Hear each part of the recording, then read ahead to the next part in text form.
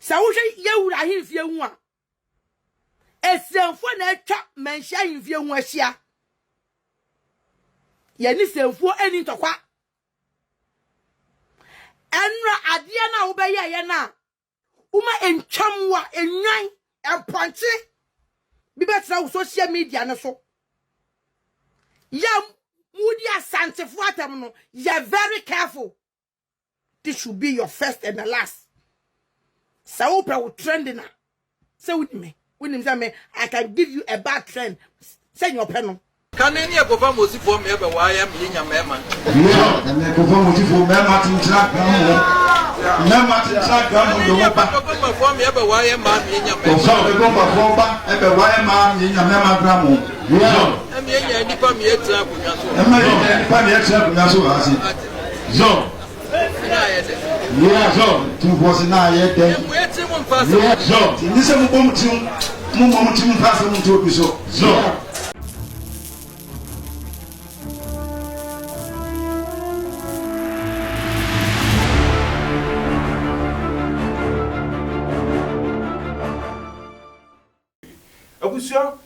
Black Sherif me Samsonwaa daya ebusuafo obatiwa vim power ebusua what the warning kese bi amane say won hwe yie papa edi entia o say Black Sherif me Samsonwaa daya eni nkofo bi ekotena social media so a chese omuso asantefuo mu edi wo matem all because of NDC enu no say omunhwe yi papa nyesa do no obatiwa wodi beye Samsonwaa daya no ebusuafo na ni ngiba kokora ewo social media ne so na ebusua obatiwa vim power ekasa wieye no ana eye nanabna nyankunton ebusua ono so de nsem bi ebetudwa nanabna nyankunton echiremu a enkofo ekeka chese sansem no ewo abonten a enkofo yeden ekeka se emre bi a etwam no asantefo eyeden ekofa nordness eye esremfo omumema na omuyeden omugirigina so no edu omu ba asantememu se omu ne asantefo ma no emeden emeda se ne omuwu a yebenya emema gramo na ebusua yeko akon oma yeden omakoko aman enu na odi video bi betudwa eye Otumfuo osetutu the second na ebusua mu okasafa sansem no na Otumfuo kasafa asembi ho ana odi sa asem no beye den ebeye infanto ho anu otirem se amanfo sori a omo keka se asantefo kofa isremfo edi omo baaye ema omo beware omo ma enu omo wuye senye yebenya bia omo beba beden omo beba bedi hene eno no owie ye no oka se ye moyetrim enkasem entu obi so na ebusuafo ekire se sa asem no eye bosrem ka ana amanfo keka ne sa anase den because entiase enim emra asante ehya ase se omo kono na sa esremfo no omo wen emra asantefo ekonye ewuwuramu ewo buno ekoya ekopie even kra agricos mamu ewuwuramu ewo siremu honom no sa tam na esremu fo no omo wen senka esremu fo no omo ye mema sene amanfo esikana edienti anabusuafo omunso omankoa amefa asantememu hanom ankokra ankopiem ewo nkramemu ye huni sa yante ne sa nemmomu no Ghana memu hanom ye ka oman a kyese omako agi asase kese ewo Ghana memu hanom a asante anede ye ka omo asementi sa no shina amanfo ekeka no amanfo huni se omoka edi discredit entokwa a kyese asanteman eye den ekonye ebusuamu de mumienko video num na nsem ewo ebusuafo ya mi obeti am say from Vim Powerhouse no bagawaya no tata funyanya film yayi anapa wi anwumre so hu emanim a wo saka video yi bia fama sabse wara me why wo saka video yi bia Facebook, YouTube, TikTok, WhatsApp. Uwa Samsonwaa number for video emano. My pen number na menunu. Oma womunim so ofrefre obi a they don't want to give me her number. And the only option be what ni se be gina social media so ato ne nkra. Samsonwaa. So when you NDC, na say wo som na som no.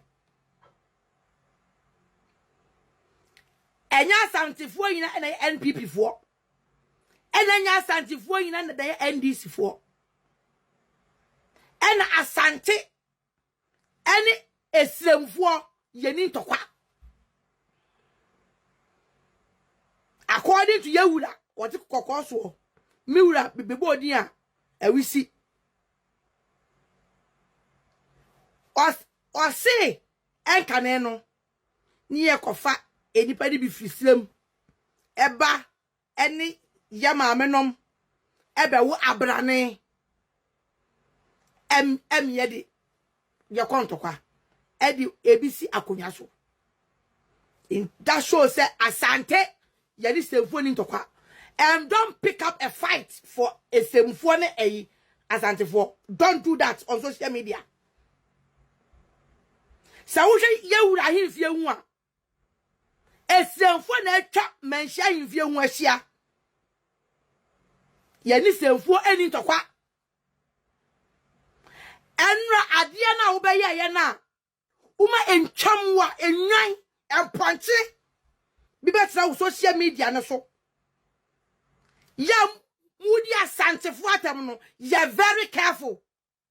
This should be your first and the last. So open trending now.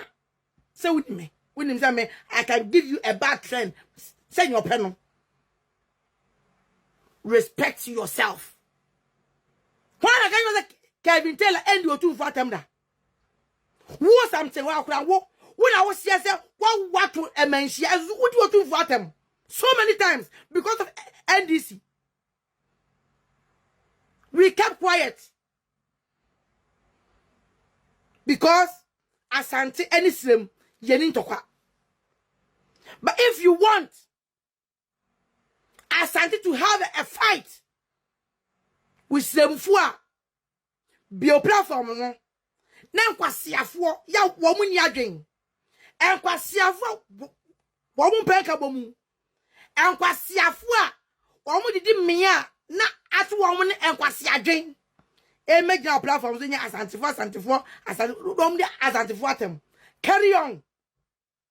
Mwedi Asante atem bi. Wo kan wona mu inciting crowd against Asante all because of NDC. Yaki anu atumasho. This is your last one and Asantefo actually want NDC about power. Congratulations. Yen hwede Mahama no obeye. Sewunim.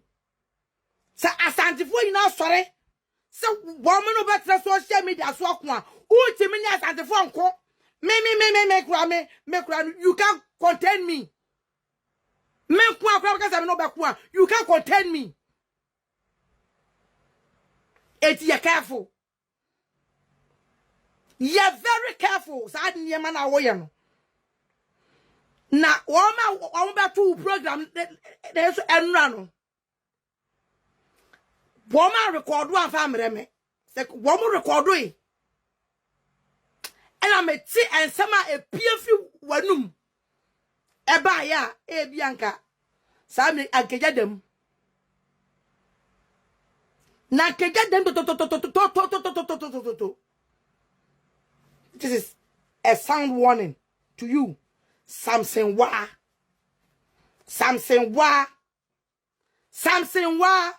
How many times did I call you? Me kuntokwa and tiasiani atwin.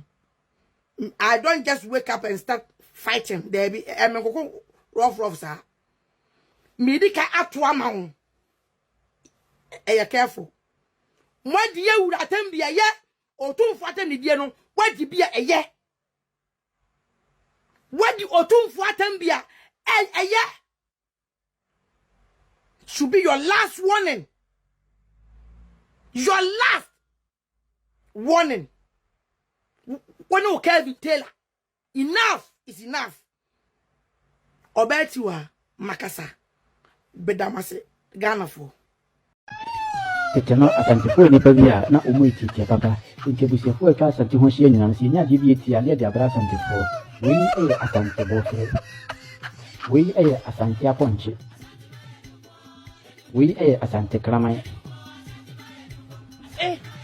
Nti akoma ketia bibia bo se Asante esoso no. We Asante kramai. We Asante pompo. We Asante nantwi. We Asante agramwa. We Asante bodie. Akoma ketia bibia Asante woso. We Asante kodu. We Asante mako.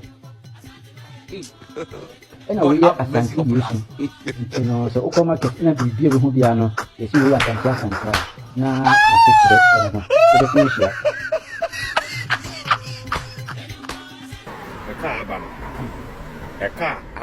For all those Asantes who saw this post with midgets and people claiming that these are the original Ashantis, now my triggered. No, I don't get it. I don't understand. Why would you be triggered? Now would you why show ye kwa ye kware phone would ye so on to me fans so adim. What I say? Na Asante fuet many other tribes akwedu musun kunim. Omani abrofo na ako ama other tribes be support abrofo no ema abrofo no kra ko Nigeria ko fa so just wo be kan wan se mutimi defeat Asante fo no eye oya see we mu na mo ya original Ashantis really. Honey, you should be proud because do you know how useless those soldiers would have been for these people to conquer them? Do you know how useless komundi anko tenefe na nkomo man kraman nkrama na nkemra sankrama na train mu garden kofon omunya ntrefe na sankrama na emra na nkomo ni Asante fon beko na sankrama kwa so onfa so chen wo mu senya ye hu video na Asante mewra kase kanene ekofa mu osifo ebe waye ma me nyame ma atenti mu mutina kunwa so. Now a whole lot of people are posting and bragging about because umbenya na kumati Asante ma hu bibi so ho na nke ye hu de Asante fone and also mu feel say nke hia omo na nke they feel important ye hia mo. No, we don't. Honey, he also says say ye mbo ye chim emfa semuntu ni paso. What I say, which makes that statement false. Enye no koreda se ne ekofa ne ekofa musifo mu me patro ne koreda. You can't prove it. And you're correct. Intino, me partial said the original Ashantis, whether they were midget or whatever, no one cares. I mean, that should even tell you that your ancestors were useless if they could just sit down for these children to conquer them. You know, now so dear. So dear. Boy. Oh dear, if you've not seen the video, here it is. Miamako YouTube, Akako screen recording. Yes, makako screen recording. Na menu mienu ebehwe. Unua so offers in yes. SW unua so offers. So would na say ka say offers no. Na sabia so wo ba no mo ya ma na bi twa ni din so onye kuma wo de shebio. So sabia so wo ba no wo e ba no mo ya ma ni can free. Adishikunya no. Yeah. Ya tine fra konya no. Ya tine fra konya no. Wo se di offer ho ba. So for wo no di offer ho ba. Wo se wo be di kuma wo akonya. Wo se ba be di kuma wo akonya. Yeah.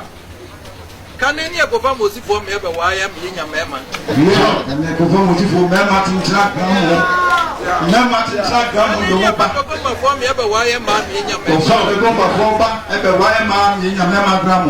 Yeah. Na me nya nipa me etra akunya so. Na me nya nipa me etra akunya so asi. Zo. Yeah, zo. Tu vosi na ye de. Mo eti mo mfa so. Yeah, zo. Ni se mo bom tim. Mo tim mfa so mo to bi so. Zo. So, wow, we sit through a could be asking Moja no what? So, so what did he? What was I saying? Was I to work with us in India? Zanima Moya, Munai. Yeah, sit through what could be a piano. I want to go come on here. So, what can be a Moya video from so, from what to work with, I want to go. So, what come on here? So, we have to be able to move, can't be able.